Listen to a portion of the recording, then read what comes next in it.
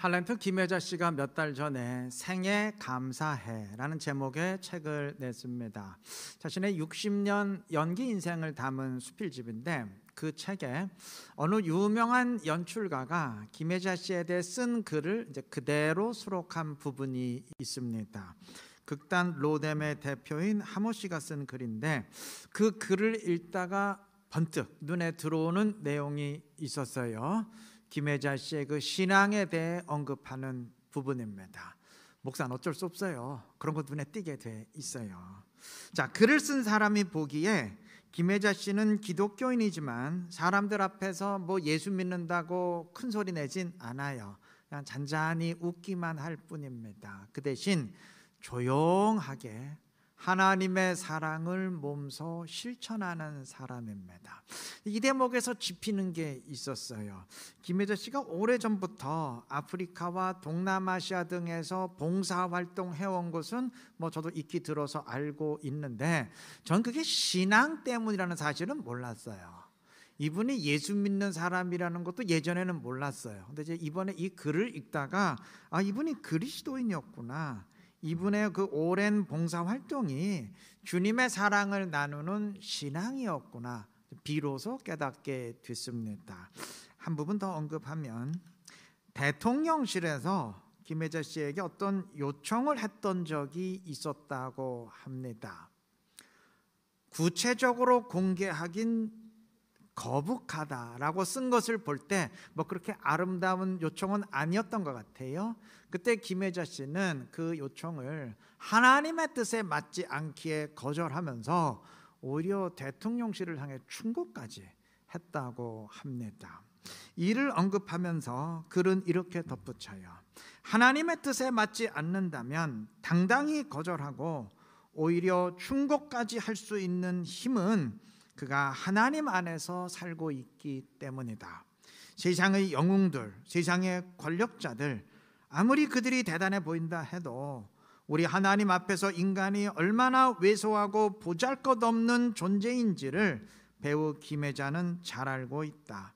내가 김혜자를 선생님이라 부르며 좋아하는 이유다. 정말 좋아할 만하지요. 예수님을 죽인 공회 앞에서 너희의 말을 듣는 게 옳은지 하나님의 말씀을 듣는 게 옳은지 판단해 보라. 당당했던 사도들의 모습이 생각납니다. 여러분, 진정한 신앙을 지닌 사람은 당당합니다. 권세 앞에서도 당당하고 힘든 현실 앞에서도 당당하고 질병 앞에서도 당당하고 그 무엇 앞에서도 당당합니다. 예전에 저희 교회 부흥회 강사로 오셨던 김동원 목사님이 이제 몇 년 전부터 이제 여러 암으로 투병 생활하시면서 몸이 상당히 약해지신 것 같은데 예전에 어느 유튜브 방송에서 이런 말씀을 하셨어요. 물론 사람인지라 병이 낫고 건강하기를 원하지만 혹 주님의 뜻이 그게 아니라면 주님 뜻대로 하옵소서. 이게 당당함이죠. 큰 병이 없는 제가 그런 말 하는 게 너무 쉽게 말하는 것 같아서 김 목사님의 말을 대신 인용했는데 그게 당당함이죠. 가난을 원치는 않지만 혹 주님의 뜻이 그러하시다면 주님의 뜻대로 하십시오. 제가 알지 못하는 주님의 깊은 뜻이 있겠죠. 이런 게 당당함입니다. 나는 합격하기를 원하고 승진하기를 원하는데 혹 주님의 뜻이 다른 데 있다면 나를 낮추심으로 이루고자 하시는 주님의 뜻이 있다면 주님의 뜻이 이루어지기를 원합니다. 이게 당당함입니다. 그리스도인들은 당당해야 됩니다. 낙심될 때도 당당해야 되고 영적 싸움을 싸워야 할 때도 담대히 싸울 수 있도록 당당해야 되고 나의 잘못이 있을 때도 비겁하게 핑계대고 합리화되지 말고 당당히 인정하고 고칠 수 있어야 되고 여하튼 당당해야 됩니다. 그래야 신앙 성장합니다. 여러분, 영적으로 당당하다는 것이 뭐 성격적으로 강인하다는 것을 말하지 않아요. 김혜자 씨가 17 또는 18살 때 동네 약국 다 돌아다니면서 수면제 다 사 모은 뒤 그거 먹고 자살을 시도했었는데 병원에 실려가서 위세척하고 살아났다고 합니다. 근데 이분은 지금도 괴롭고 힘들 때면 그냥 죽고 싶다는 생각이 밀려든다고 합니다. 그러니까 이분도 성격적으로 그렇게 강한 사람은 아닌 것 같아요. 그 대신 힘든 그 시간을 극복하는 자세가 달라요. 김혜자 씨가 청담동 살아요라는 시트콤 드라마 찍을 때 집 안팎으로 우환이 겹쳐서 정말 견딜 수 없을 만큼 고통스러웠다고 합니다. 앉으나 서나 누웠을 때나 너무 괴롭고 힘들어서 그냥 멀리 아프리카나 인도로 떠나서 좀 안 돌아왔으면 좋겠다, 그런 마음이 많이 들었다고 합니다. 그때 이분이 한 일이 그냥 주저앉는 게 아니고 야 좀 쉬자 그런 게 아니고 찍고 있었던 드라마에 더 적극적으로 몰입하는 것이었어요. 그래서 그 작품에 몰입함으로 고통과 슬픔을 이겨냈다고 합니다. 김혜자 씨는 삶에 힘든 일이 밀려올 때 뭐 드라마든 연극이든 늘 작품에 뛰어드는 것으로 그 힘듦을 이겨냈다 고백합니다. 이분은 그런 식으로 힘들 때마다 살아났고, 그래서 하나님은 내가 힘들 때마다 그것을 이겨낼 수 있도록 혼신의 힘을 쏟을 작품과 좋은 사람을 연결해 주셨습니다. 감사를 드립니다. 물론 하나님 편에서 본다면 하나님이 인도해 주신 것이지만 사람 편에서 본다면 본인이 힘들고 괴롭다고 주저앉거나 물러서지 않고 더 적극적으로 자신의 일에 몰입한 것이죠. 힘들다고 현실 외면하지 않고 회피하지 않고 더 적극적으로 부딪힌 것이죠. 여러분, 이런 게 당당함 아니겠어요? 글쎄요, 무엇 때문에 이분이 그렇게 슬프고 괴로웠는지는 모르겠지만 여하튼 뭔가 있긴 있었겠죠. 이제 그런데도 자기 일에 더 적극적으로 뛰어드는 모습에 주변 사람들은 참 대단하다고 감탄했는지는 모르지만 저는 바로 그것 때문에 이분이 무너지지 않았다고 생각합니다. 만약 그렇지 않았다면, 멈췄더라면 아마 무너졌을 거예요. 여러분, 슬프고 괴로워도 멈추지 않았던 게 아니에요. 멈추지 않았기 때문에 슬픔과 괴로움도 이겨낼 수 있었던 겁니다. 자전거 페달 계속 밟아야 자전거가 넘어지지 않는 것과 같은 이치죠. 비누는 살짝 긁혀도 쉽게 자국이 남습니다. 그 자국 바라보며 안타까워한다고 비누에 새살 돋는 거 아니에요. 자국을 지우려면 비누를 사용해야 됩니다. 빨리 지우고 싶을수록 열심히 사용해야 됩니다. 그러다 보면 비누가 닳고 닳아서 자국도 결국 없어지게 되는 것 아니겠습니까? 여러분, 우리의 슬픔과 고통과 괴로움을 지우는 방법도 이와 비슷하지 않을까 싶습니다. 주저앉아서 고민하고 괴로워한다고 그 슬픔 지워지는 거 아니에요. 고통 지워지는 것 아닙니다. 오히려 여러분, 고난 묵상해봤자 더 고난만 닥치고 더 마음만 괴로울 뿐이에요. 그 대신 일어서서 평소보다 더 열심히 뛰면 지워지고 극복하게 되어 있는 겁니다. 하나님이 안 계신 것처럼 여겨질 때, 주님이 진짜 살아 계시면 왜 이런 식으로 나를 인도하실까 의문이 들 때, 주님이 내 기도를 들으신다면 왜 이렇게 나를 힘들게 하실까 이해가 되지 않을 때 우리가 할 일은 낙심하고 멈추는 일이 아닙니다. 신앙생활 좀 쉬자 그렇게 주저앉는 게 아닙니다. 그 대신 더 적극적으로 주님을 붙들고 순종하는 일입니다. 여러분, 주님이 느껴지고 주님이 내 가까이 다가와 계신 것 같을 때는 그냥 속삭여도 돼요. 가까이 있는 사람에게는 속삭여도 들려요. 그런데 주님이 안 계신 것 같아요. 주님이 멀리 떠나 계신 것 같아요. 너무 답답해요. 그거 어떻게 될까 그때는? 주님이 멀리 계신 것 같으면 내가 한 발 두 발 더 다가서야 되지 않겠어요? 주님이 안 들으시는 것 같으면 더 내가 크게 부르짖어야 되지 않겠습니까? 그래야 사이가 좁혀질 거 아니겠습니까? 여러분, 더 적극적으로 주님을 붙들고 순종해야 됩니다. 그러면 그럴수록 더 강한 영적 싸움에 몰입해야 될 것입니다. 그러면 극복하게 됩니다. 주님이 그 상황을 이기는 힘을 불어 넣으셨음을 확인하게 되고 내 믿음이 더 견고해졌음을 확인하게 될 것입니다. 사도행전 16장에 의하면 바울은 빌립보에서 전도하다가 체포당해서 감옥에 갇히게 됐습니다. 성경이 매를 많이 맞고 발에 착고가 채워졌다고 증언한 것을 볼 때 필시 몸이 많이 상한 상태에서 쇠사슬에 묶였을 것 같은데 이때 심정이 어땠을 것 같아요? 이거 얼마든지 낙심하고 주저할 만한 상황, 주저앉을 만한 상황 아닙니까? 그런데 그곳에서 바울이 한 일은 기도하면서 하나님을 찬양하는 일이었습니다. 두려운 상황에서 주저앉는 대신 더 용기 있게 주님을 붙들었고 하나님이 안 계실 것 같은 상황에서 더 적극적으로 주님을 불렀습니다. 그게 당당한 것 아니겠습니까?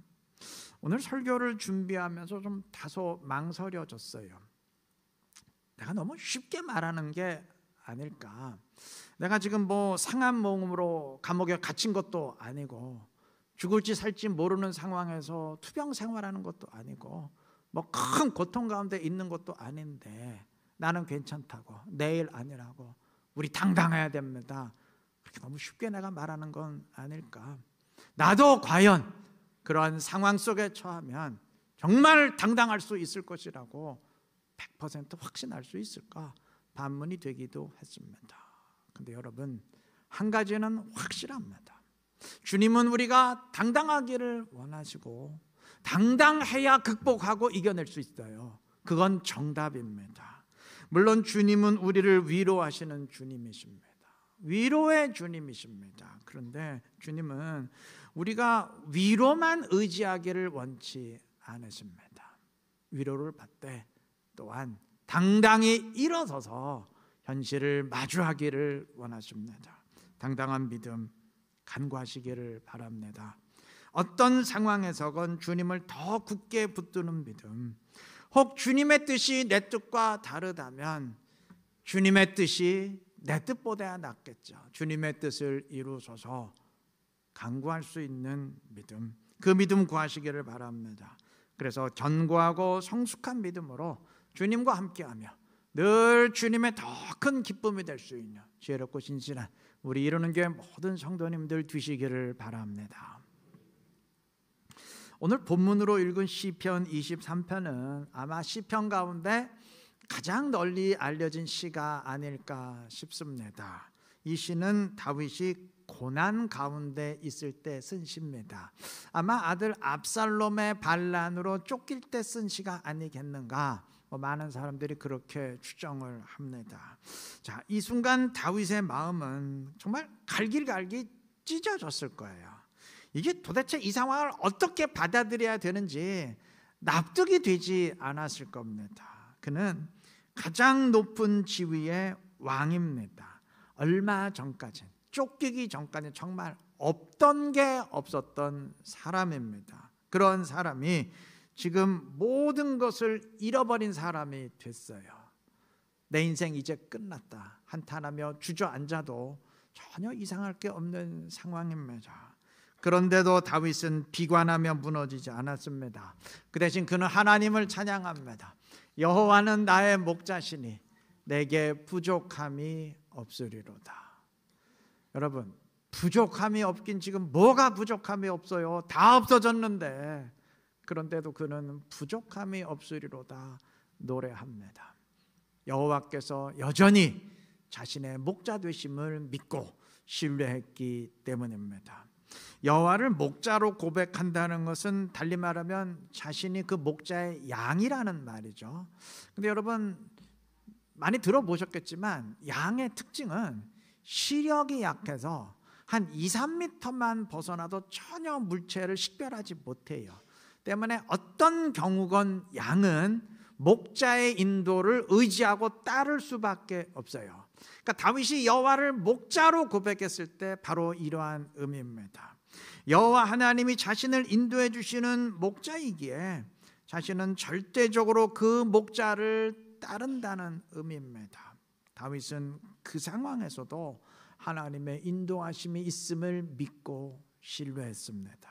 2절에서는 그가 나를 푸른 풀밭에 누이시며 쉴 만한 물가로 인도하시는도다 라고 했는데, 여러분, 인간의 눈으로 보기에 지금 다윗이 인도받은 곳은 푸른 풀밭 아닙니다. 쉴 만한 물가 아닙니다. 낭떠러집니다. 벼랑 끝이에요. 4절과 5절에서 고백하듯이 사망의 음침한 골짜기이고 원수의 목전입니다. 벼랑 끝에 매달린 상황이에요. 그런데도 다윗은 주께서 나를 안위하시나이다 라고 고백합니다. 부족함이 없으리로다 라고 시작된 고백은 5절 마지막에 가면은 내 잔이 넘치나이다, 이러한 찬양으로 바뀝니다. 여호와의 뜻이 무엇인지는 도무지 모르겠지만 여호와가 나와 함께 하시는 이상 저는 여호와의 인도하심을 신뢰합니다. 주님께 맡기오니 주님의 뜻을 이루소서, 이러한 믿음이죠. 다윗에게는 흔들리지 않는 당당한 믿음이 있었습니다. 현실에 낙심하며 쓰러져 있다면, 정말 움직이기 힘든 상황 가운데 혹 있으시다면 반문해 보시기를 바랍니다. 여호와는 다윗의 목자만 되시나요? 그는 또한 나의 목자이시고 나의 아버지 되시지는 않으시나요? 그리스도인들은 당당해야 됩니다. 이게 괜히 허세 부리자 그런 얘기가 아니에요. 뭐 없는데도 당당한 척, 그 얘기가 아니에요.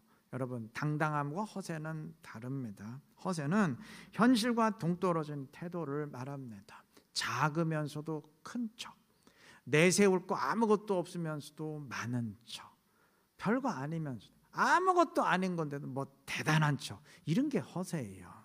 그리스도인의 당당함은 허세가 아닙니다. 없으면서도 있는 척하는 게 아니라 진짜 있기 때문입니다. 작으면서도 큰 척하는 게 아니라 정말 크기 때문입니다.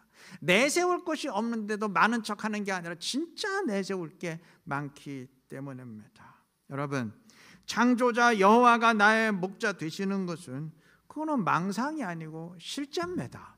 내가 하나님의 자녀이고 내가 기도할 때 그가 들으시는 것은 그건 상상이 아니고 현실입니다. 현실.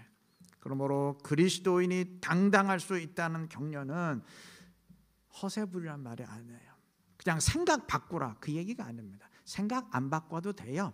그냥 정확한 현실만 인식하면 됩니다. 은혜의 현실을 인식하시면 됩니다. 하나님이 나의 목자로서 나를 인도하신다는 사실, 그가 나를 사랑하시고 나와 함께하기를 원하시는 임마누엘의 주님이라는 사실, 영원한 하나님 나라가 나를 위해 준비되어 있다는 사실, 그 사실 인식하시면 됩니다. 그러면 그 사실로 인해서 주님의 위로를 받으면 물론이거니와 현실 앞에서도 당당하게 될 것입니다.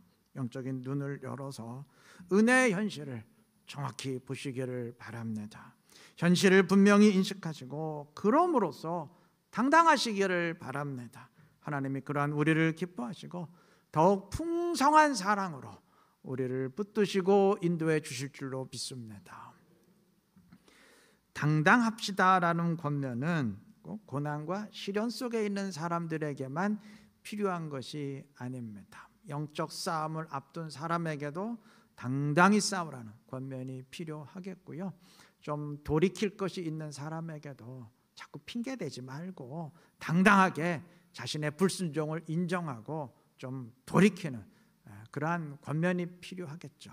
그리고 또 다른 처지에 있는 사람에게도 필요할 수 있습니다. 방금 다윗을 언급했는데 다윗하면 떠오르는 사람이 있어요. 사울 왕입니다. 사울은 다윗 때문에 인생이 무너졌던 사람인데 당당하지 못했기 때문입니다. 다윗이 골리앗을 이길 때 아직 나이가 차지 않아서 군대에도 징집되지 않았던 미성년자였어요. 청소년이었습니다. 만약 사울 왕이 그러한 다윗을 보면서 야, 저 어린 다윗도 하나님이 함께 하시니까 이기는구나. 그동안 우리가 감히 싸우지도 못하고 40일 동안 벌벌 떨기만 했었는데 우리 믿음이 부족했었구나. 하나님이 저 어린 다윗을 통해서 전쟁은 오직 여호와께 속한 것임을 다시 한번 깨우쳐 주셨구나. 좀 그렇게 당당하게 인정하고 받아들였더라면 다윗을 만난 게 그의 인생 최대의 축복이 되었을 텐데 사울은 그러하질 못했어요. 사울은 자신과 자신의 군대가 40일 동안 참 움직이지도 못하고 벌벌 떨었던 상대를 어린 다윗이 단숨에 제압했다는 사실을 이걸 받아들일 수가 없었어요.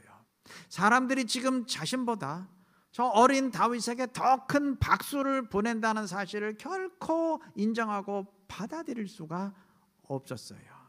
그는 계속 다윗을 블레셋과의 전쟁에 내보내면서 은근히 다윗이 죽기를 바라는데 다윗은 죽기는커녕 계속 승리하고 돌아옵니다. 그러니까 사울은 겉으로는 축하하고 칭찬을 하면서도 속으로는 견디질 못해요. 안절부절 막 속이 뒤집히고 불안합니다. 겉 다르고 속 다른 거죠. 왜 그래야 됩니까? 왜 그렇게 사람이 비굴해야 됩니까? 좀 당당하게 인정할 것 인정하고 깨우칠 것 깨우치고 배울 거 배우면 좀 안 되겠어요? 네가 비록 나이는 어리지만 골리앗 앞에 맞서 싸우는 그 믿음만큼은 나보다 앞섰다. 그럼 인정하면 안 됩니까? 좀 어린 소년을 통해서라도 깨우치고 배우면 안 되나요? 그랬으면 얼마나 좋았겠어요. 사울이 그러지 못했고 참 아쉽습니다. 예수님 당시 바리새인들도 당당하지 못했어요. 이들도 예수님이 행하시는 능력 자체는 부인할 수 없었습니다. 고침받은 사람이 눈앞에 있고 죽었다가 살아난 사람이 눈앞에 있는데 객관적인 증거가 뚜렷한데 그거 어떻게 부인하겠어요? 그러니까 능력 그 자체는 인정할 수밖에 없었습니다. 그러면 인정하고 예수님을 받아들였느냐? 그랬더라면 얼마나 좋았겠어요. 이들은 저 예수의 능력은 그래 내가 능력은 인정한다. 그런데 저 능력은 사단으로부터 오는 것이야. 저자가 사단의 능력을 빌려서 지금 저렇게 하고 있는 것이야. 애써 폄하했습니다. 이들도 사단이 하나님의 영광을 드러내는 능력을 행한다고는 생각하지 않았어요. 그럼에도 그렇게 믿어버렸습니다. 왜냐하면 예수님의 능력을 사단의 능력이 아닌 하나님의 능력으로 인정하는 순간 자신들의 입장이 난처해져요. 여태까지 계속 예수님을 비판해 왔는데 자신들의 입지가 상당히 난처해집니다. 그러니까 억지로라도 그렇게 믿어버린 겁니다. 비굴하죠. 아닌 줄 알면서도 억지로 믿어버리는 거. 그거 비겁하지 않습니까? 만약 이들이 당당히 예수님의 능력을 인정하고 그의 말씀에 귀를 기울였더라면 역사가 바뀌었을 겁니다. 아마 초대교회 역사는 이들이 주도하게 되었을 겁니다. 왜냐하면 이들은 당시 유대 사회에서 가장 잘 준비된 자들이었기 때문입니다. 사도 바울 보세요. 사도 바울도 원래는 바리새인 아니었습니까? 아마 이들도 바울처럼 될 수 있었을 거예요. 아쉽죠. 참 많이 아쉽죠. 여러분, 우리에게 당당함이 필요합니다. 내 주변엔 나보다 세상을 훨씬 짧게 살았음에도 나보다 지혜로운 사람 있습니다. 나보다 신앙생활 짧게 했음에도 훨씬 신실한 사람 있습니다.